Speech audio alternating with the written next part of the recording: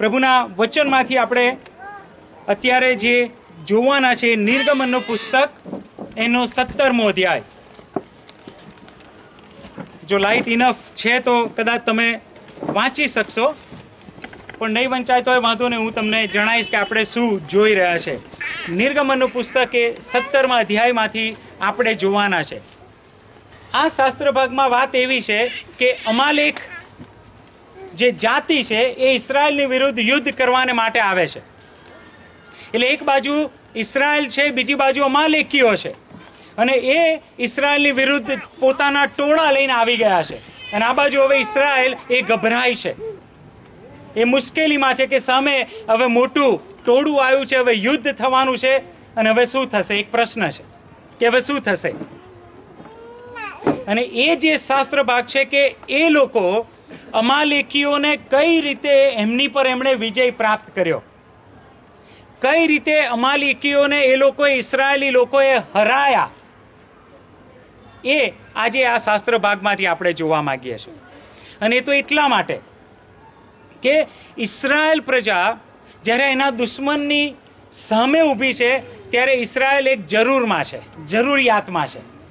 ઇઝરાયલને સેવાની જરૂર છે, ઇઝરાયલને છુટકારાની જરૂર છે, ઇઝરાયલને આગેવાનની જરૂર છે, ઇઝરાયલને બચાવની જરૂર છે. એવા કોઈ સેવા કરનારા એને જોઈએ છે કે એ લોકો અમાલેકીમાંથી એને છોડાવી લે. એટલે ટૂંકમાં ઇઝરાયલ એ સેવાની જરૂરિયાતમાં આવી ગયું છે કે એને સેવાની હવે જરૂર પડી છે. ભલાઓ, અહીંયા આપણે જે આજે ભેગા થયા છીએ એનું કારણ પણ આ જ છે કે સેવાની જરૂર પડી છે.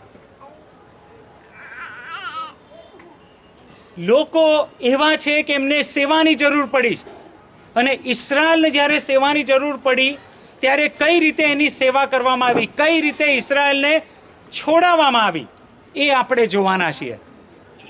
અને બાઇબલ પછી કહે છે કે મૂસાએ જ્યારે જોયું કે ઇઝરાયલ પ્રજાની આગળ વિરુદ્ધ જ્યારે અમાલેકીઓ આવી ગયા છે ત્યારે મૂસાએ યહોશુઆને પહેલી બાબત કહી કે તું તારા કે છે જે લડવૈયા છે એમને ચૂંટી કાઢ.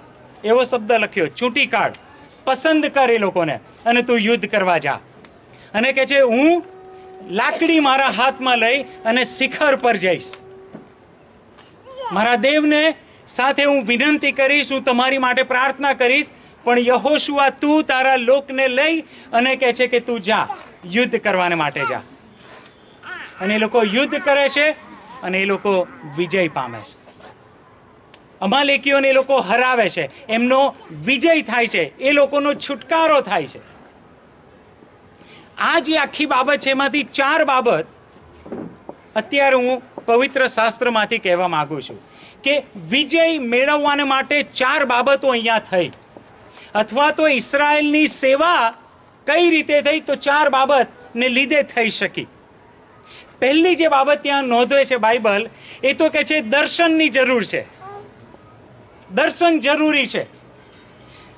દર્શન અહીંયા કયું હતું કે ઇઝરાયલને છોડાવવું છે, એ દર્શન હતું. ઇઝરાયલને છોડાવવું છે, ઇઝરાયલનો છુટકારો કરવો છે, એ દર્શન છે. ભલાઓ, જ્યાં સુધી દર્શન ના હોય ત્યાં સુધી કોઈ પણ માણસ આગળ વધી શકતો નથી. દર્શન ના હોય ત્યાં કોઈ પ્રકારનું કાર્ય આગળ વધી શકતું નથી. દરેક વ્યક્તિને માટે, કુટુંબને માટે અને પ્રભુના ટોળાને માટે દર્શનથી બધાની શરૂઆત થાય છે. દર્શન બહુ જરૂરી છે. ઇઝરાયલ પ્રજાને છુટકારો કેમ મળ્યો? કેમ કે મૂસાએ દર્શન જોયું. એ દર્શન એને જોયું. શું દર્શન? ઇઝરાયલ પ્રજાને છુટકારાની જરૂર છે. ભલાઓ, દર્શન દરેકના માટે બહુ મહત્વનું છે. આજે સાંજે આપણને પૂછવામાં આવે કે વ્યક્તિગત રીતે તમારી પાસે કયું દર્શન છે? એવું કોઈ દર્શન છે? જોવો છો તમે? દર્શન એક એવી બાબત છે કે જે અદૃશ્ય છે પણ તમને દેખાય છે. એ તીવ્ર ઈચ્છા, એને આપણે દર્શન કહી શકીએ કે તીવ્ર ઈચ્છા છે. એ અભિલાષા કંઈક અંદર જાગી રહી છે, કંઈક તમે જોઈ રહ્યા છો કે જે હજુ વાસ્તવિક બન્યું નથી. મૂસા એ દ્રશ્ય જોઈ રહ્યો છે કે અમારે યુદ્ધ કરવાનું છે ને અમારે જીતવાનું છે, એ દર્શન મૂસા જુએ છે કે ઇસ્રાયેલને છોડાવવાનો છે, ઇસ્રાયેલની સેવા કરવાની છે. આ એનું દર્શન છે. પ્રભુના લોક તરીકે વાલાઓ, બીજા બધા દર્શન હોય કે ના હોય, પણ એક દર્શન તમારી મારી પાસે હોવું જોઈએ કે લોકોને છોડાવવાના છે, લોકોની સેવા કરવાની છે, લોકોને છોડાવવાના છે. એ લોકો યુદ્ધમાં છે, એ લોકો હારમાં આગળ વધી રહ્યા છે અને એ લોકોને વિજય અપાવવાનો છે. એ દર્શન તમારી મારી પાસે હોવું જોઈએ. એ દર્શનની જરૂર છે. મૂસા પાસે એ દર્શન આવ્યું કે મારે મારા લોકને છોડાવવા છે, એમની મારે સેવા કરવી છે.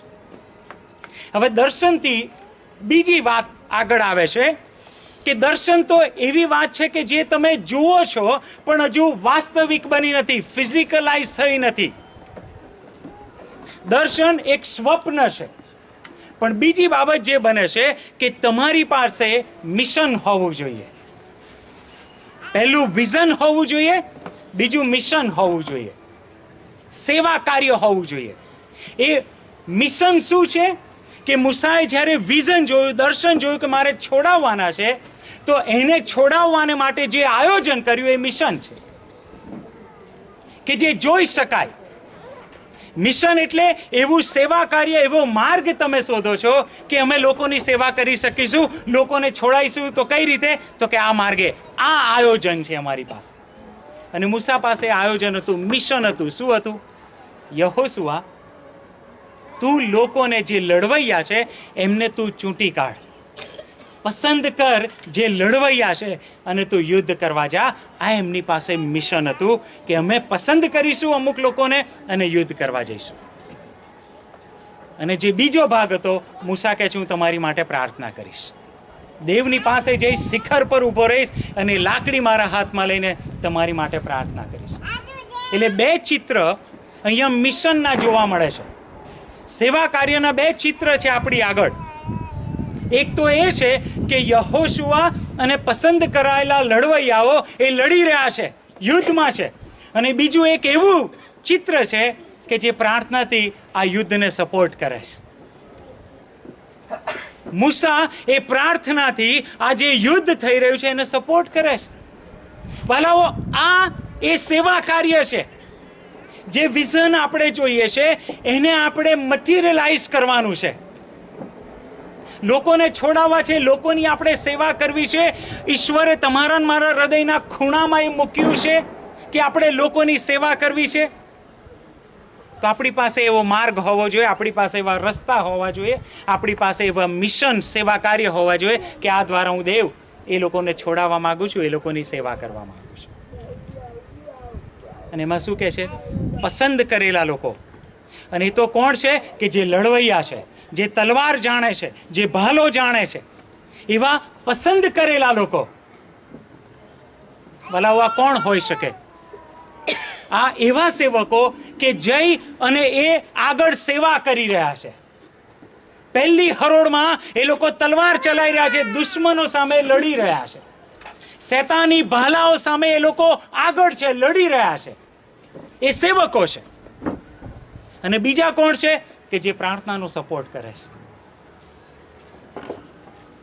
આ સેવા કાર્ય, આ મિશન એ મૂસાનું અહીંયા આપણને જોવા મળે છે કે એણે દર્શન જોયું, પણ એ દર્શનને કેવી રીતે પાર પાડવું, કેવી રીતે વિજય મેળવવો, તો કહે છે કે આ રીતે આપણે વિજય મેળવીશું. એક ગ્રુપ લડશે અને બીજું પ્રાર્થના કરશે અને એમને સપોર્ટ કરશે.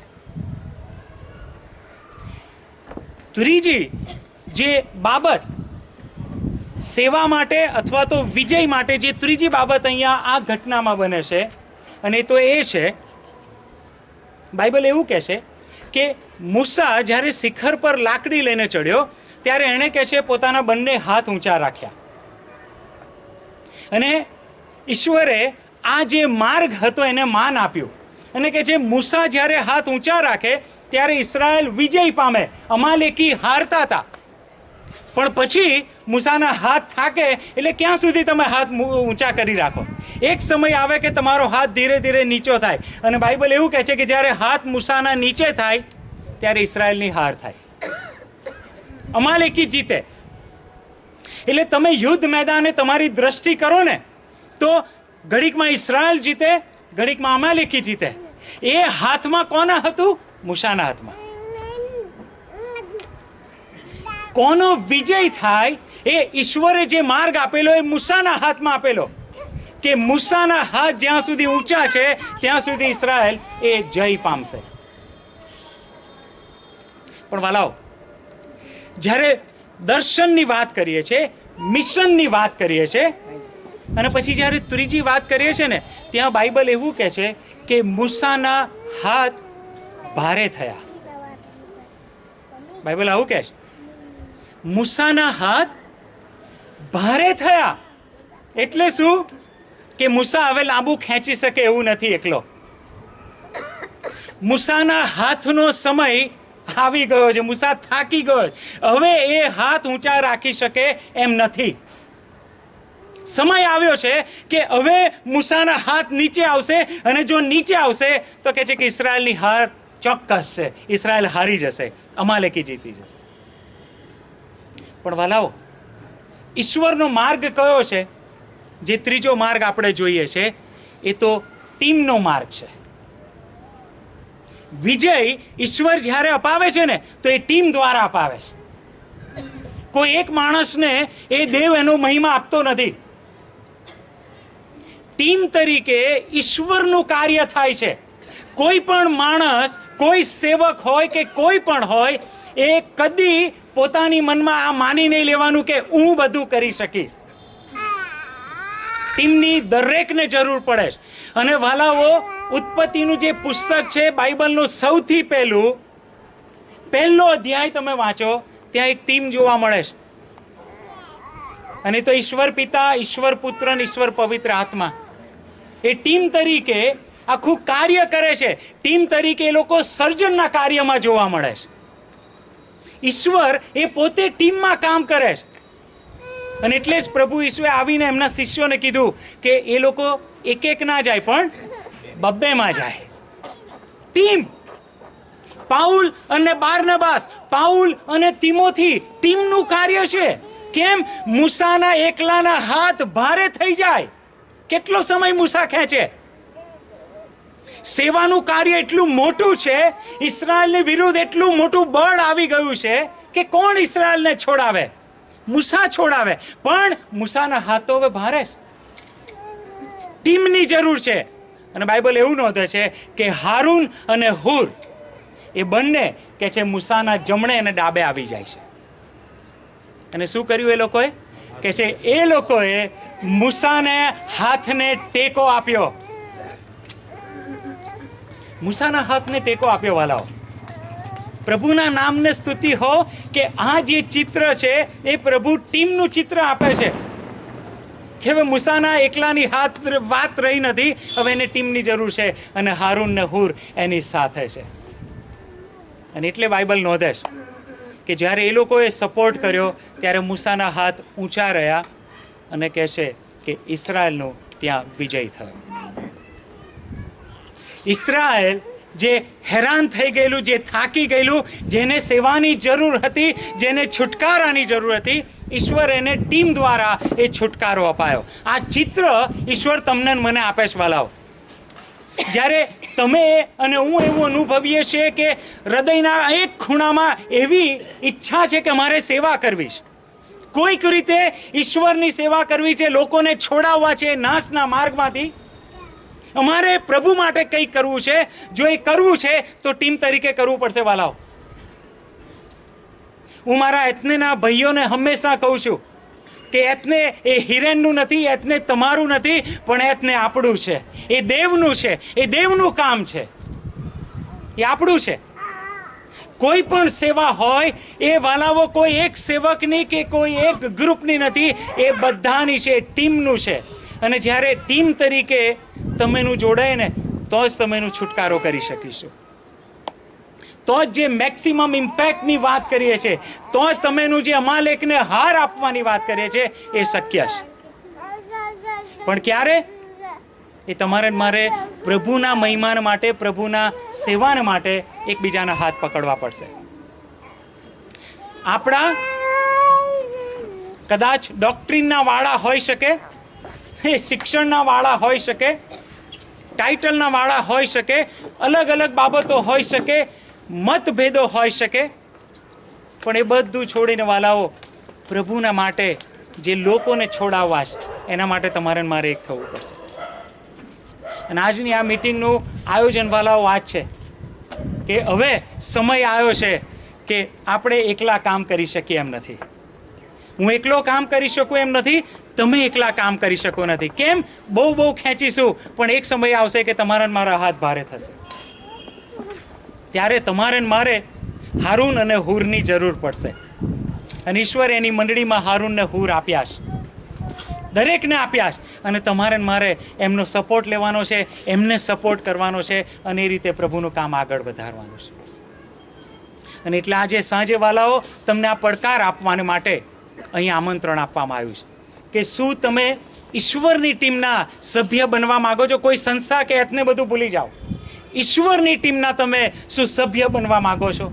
એ સમર્પણ શું તમારું કરવા માંગો છો કે પ્રભુ હા, મારે લોકોને છોડાવવા છે, મારે એ લોકોની સેવા કરવી છે, એ મારી ઈચ્છા છે પ્રભુ, મેં દર્શન જોયું છે અને પ્રભુ એ કાર્ય પણ હવે હું કરવા માંગુ છું, હું સમર્પિત થવા માંગુ છું કે પ્રભુ હું ટીમ તરીકે કાર્ય કરીશ. અને જે ચોથી બાબત ત્યાં જોવા મળે છે વાલાઓ, એ તો સમર્પણ. ટીમ તરીકે કાર્ય કરે છે, પણ એ સમર્પણ જોવા મળે છે. બાકી મૂસાના હાથ થાકી ગયા, મૂસાએ મૂકી દીધા હોત. એક સમય એવો આવ્યો કે હારૂન ને હૂરના પણ હાથ થાકી ગયા છે, ખભા થાકી ગયા છે મૂસાને સપોર્ટ કરતા. યસ, પણ શું થયું? સમર્પણ.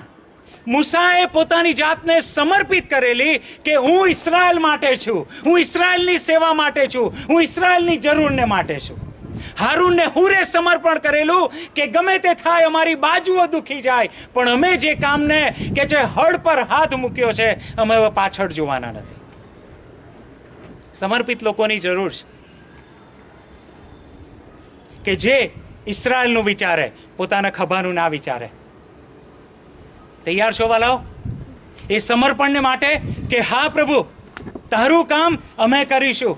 પ્રભુ તારે લોકને છોડાવવા છે, અમે પ્રભુ તૈયાર છીએ. પ્રભુ એ ઘૂંટણો પર પ્રાર્થના કરવાની છે, પ્રભુ અમે તૈયાર છે. પ્રભુ એ સેવા કાર્ય કરવાનું જ, પ્રભુ અમે તૈયાર છે. પ્રભુ એ ટીમમાં જવાનું જ, પ્રભુ અમે તૈયાર છે.